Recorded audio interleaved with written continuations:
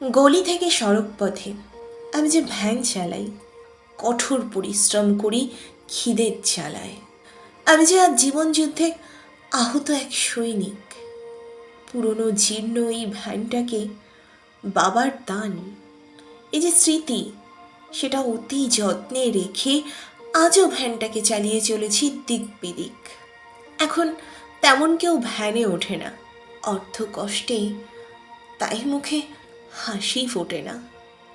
তাই বাড়িতে অভাব থাকে নিত্য দিন, আয় যে অতি সামান্য, কোনো দিন 100, আবার কোনো দিন 200। সংসার চালিয়ে কিভাবে শোধ করব ঋণ?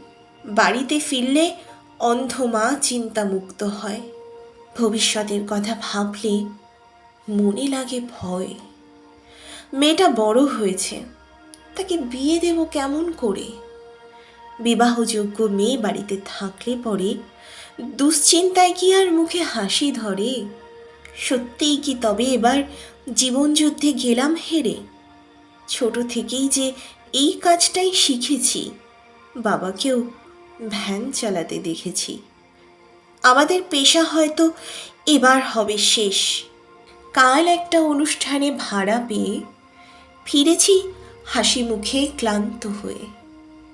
এখনো কাটেনি ঘুমের রেশ।